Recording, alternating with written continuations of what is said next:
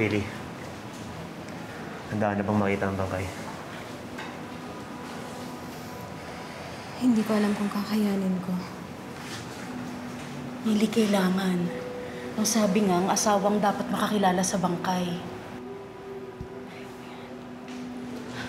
Asan ang kapatid ko? Anton! Anton! Ma, relax lang. Hindi naman tayo sigurado kung si Anton yan eh. Ang kapal din ng mukha mo para pumunta dito, no? Ano, nandito ka para siguraduhin na si Anton talaga ang bangkay? Ate, asawa ko si Anton. May karapatan ako. Pinaliwala mo ang karapatan na yan mula nang saktan mo siya! Nakahanda na po ang labi para matignan. Kayo po ba ang pamilya ni Anton Rosales? Oo, kami ang pamilya ni Anton Rosales. At siya naman ang asawa. Handa na po ba tayong i-identify ang bangkay? Nasa advanced stages na po ng decomposition dahil ilang araw na pong nasa tubig ang bangkay. Kaya medyo mahirapan po tayo. Hindi ko kaya makita si Anton sa ganyang kondisyon. Hindi ko kaya. Millie, tibayan mo ang loob mo. Kaya mo to. Paano sumilip ka na rin? Ako? Hindi ko kaya nga. Bakit ako? Magpakalalaki ka. Dali. Sino po ba ang gusto mag-identify?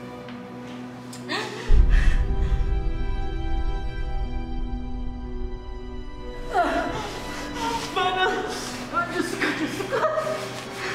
Paano kung si Anton ba? Ma, hindi na makilala eh. May suot pong wedding ring ang bangkay. Baka gusto niyo pong tignan.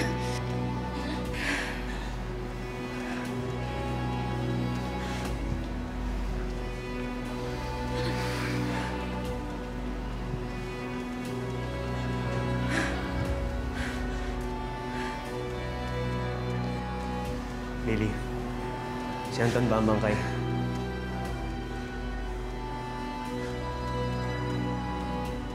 Hindi si Anton. Iba ang wedding ring namin ni Anton. Kung hindi si Anton ang bangkay, nasaan ang anak ko? Nasaan si Anton? Millie. Millie. Millie.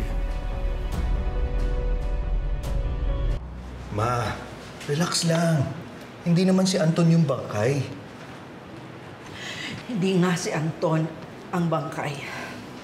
Pero ang ibig sabihin nito, patuloy pa rin tayong maghahanap. Wala pa rin tayong katahimikan. Bakit kasi hindi mo na lang ilabas yung bangkay ni Anton? Ano ba tingin niyo kay Millie? Hanapan ng nawawalang bangkay? At saka, bakit ba gustong-gusto niyong isipin na patay na si Anton? Para saan? Para lalong madiin si Millie sa kaso? Para lalo niyo siyang maparusahan? Closure! Yun ang gusto namin. Ang hirap kaya maghintay sa wala. Pare-pareho lang naman tayo ng nararamdaman.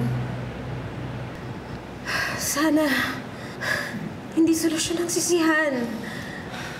Sinungaling ka kasi. Marami kang tinatago sa amin. Bakit hindi ka na lang kasi magsabi ng totoo? Isa lang ang katotohanan na kaya kong sabihin. Mahal ko si Anton. Mahal na mahal.